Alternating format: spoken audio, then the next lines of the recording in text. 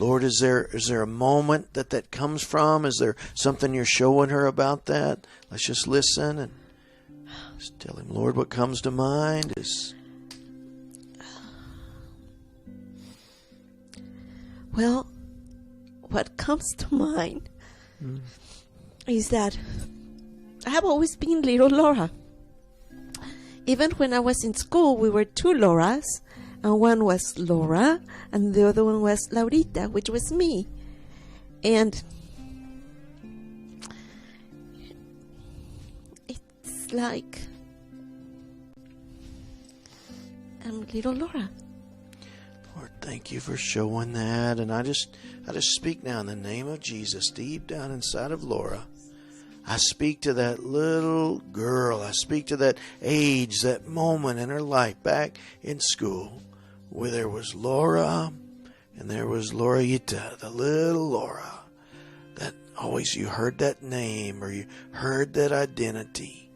And I just say it's okay to be honest. It's okay to have voice. You can have voice to speak out how you felt about that to release that over to God. If it's okay, just speak out your heart to God. Hi, this is Ted, and today I'm going to be talking about Sozo Healing. I'm in the middle of a couple of books. One is a manual of how to. One is by the founders themselves. Just wondering, what is Sozo Healing? And what I've established so far is that they have like 4 different influences coming in. They have a lot of different influences, but 4 main ones. 4 territories. And I'm going to be addressing these in different videos because there's so much information to gather. But the first territory I really want to focus on is that of Freudian psychology.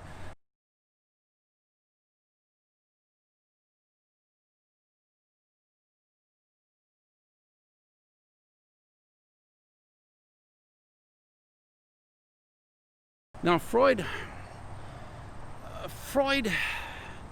basically claimed that there are things that in our past experiences that we've had that we want to deny or put blocks to or just reason through in ways that are damaging. And so that creates bad behavior in us.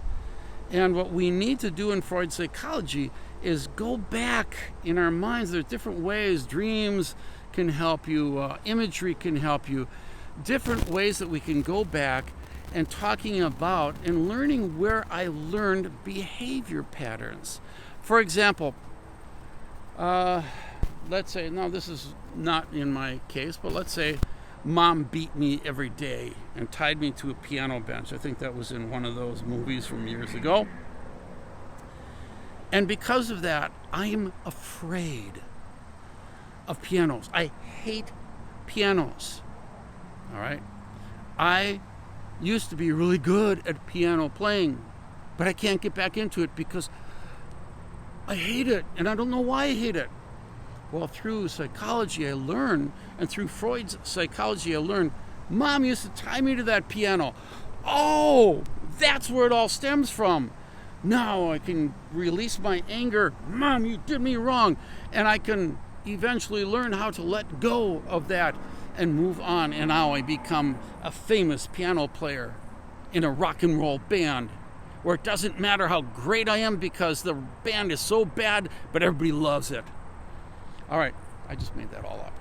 All right, in case you didn't know that already. So, the one thing I do want to point out is there are some benefits to this type of psychology. The benefits, I've actually gone through this for about 2 years of self-study. Back when I was in Africa, I went through book after book after book, and I did some self-studying, looking in, getting rid of a lot of the opening up. It did me some good. It helped me in a lot of areas. It really did. But the best book I found was the one I read, the last one on psychology I read, and it's basically saying it's enough time that you've been nasal gazing, move on. And I thought that's perfect timing because I did a lot of clearing out, and a lot of what I learned was it's okay to be who I am, I don't have to push it down. I don't have to pretend I'm something else. I can accept the fact that I'm a mess. Awesome. We're all messes. All right, that I want to learn as a pastor. You learn that these godly people come to you talking about the affairs they have, and it's like, I never saw it. You realize even the best of them have their issues. All right, another story. All right, so we're dealing with Sozo Healing. They borrow from this. Now, I don't know if, what is her name? Donna de Silva. Okay, I don't know if she and this other friend of hers, while they're working out how to do this, I don't know if they've been in counseling, Christian counseling, or if they're getting this from, there's an Argentinian pastor that they just, that got them going and thinking, oh, this is the way to do it.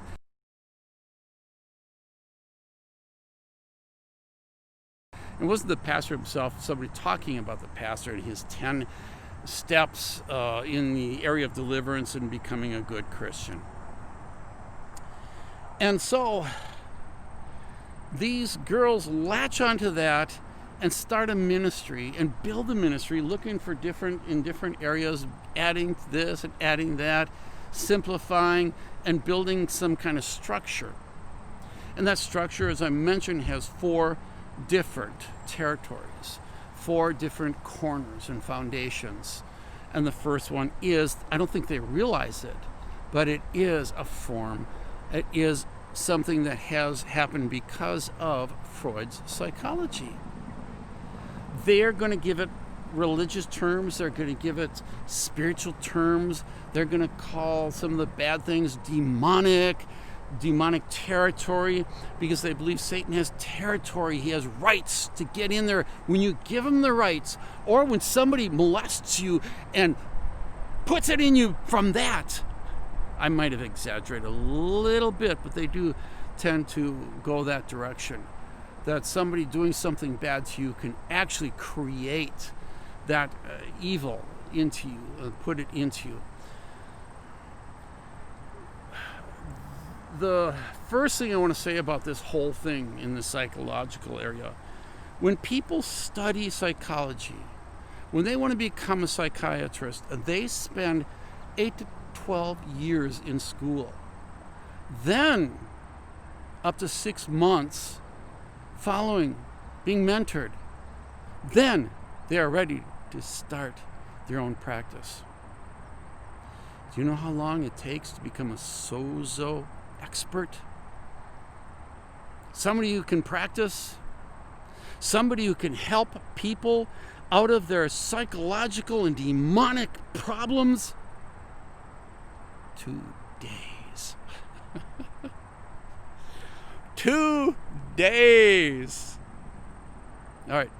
If you go to the church, you have to spend 4 days, because they're going to help you to get into the whole Redding, California, Bethel Church experience while you're there. Okay. Once that 2 days is up, you are ready to be on a team. In the area of psychology, there's usually one person who counsels. But here you have 3 people, 2 or 3. The one person counsels. The other person is there to support the counselor. And, oh, God is telling me, check this out. God is telling me that kind of stuff. And the third person is the mentor. That they're watching. I don't know yet how many weeks they have to do this. I'm sure they've got to do it several times before they can start mentoring on their own, before they can start doing the practice itself. Now, right away, I hope you can see some big issues that are going to be happening. What happens when you have somebody who's got some serious psychological problems? What happens when you have somebody who is mentally ill? Number 1 problem I have with that. Number 2 problem I have with that. I don't know what kind of follow-up they do with this.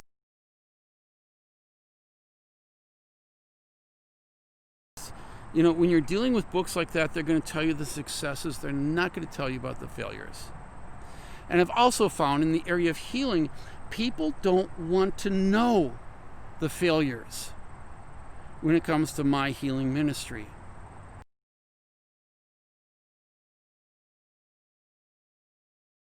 So I don't follow up. Do you know of any healing ministry that really follows up? Who studies diseases?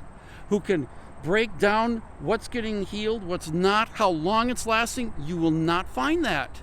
And yet, if they were people who cared about and loved the people that they ministered to, they would do that.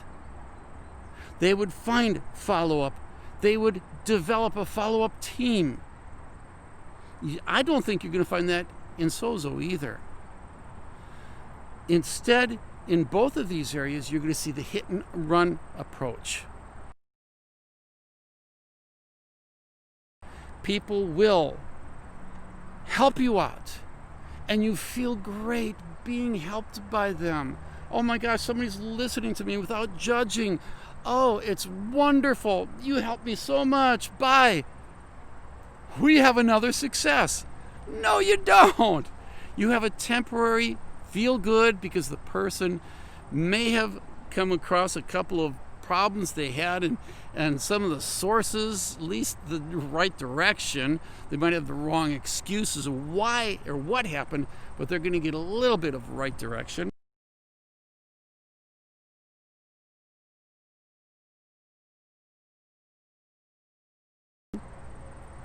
And of course, it's not going to deal with a whole realm. That's one thing I realized when I was doing my own thing. There's no end to the problems we have. There is no end. You will be going to a psychologist the rest of your life if you are constantly working on yourself, trying to be better in that area.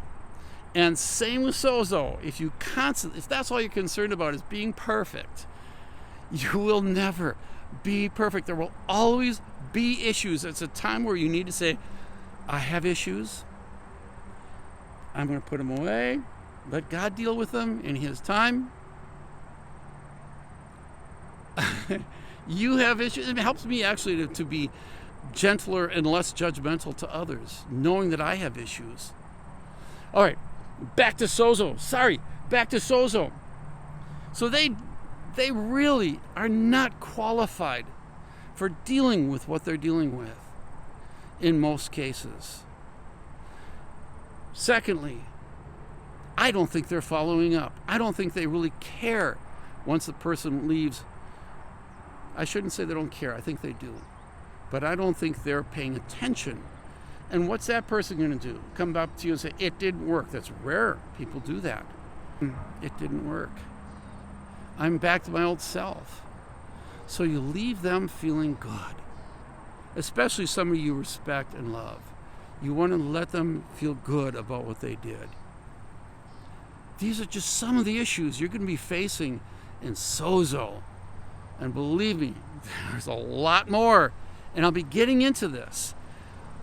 Why, I don't know, because I just started reading these books and it's like, oh my gosh, what a minefield of problems. All right, this is Ted. You have a good one.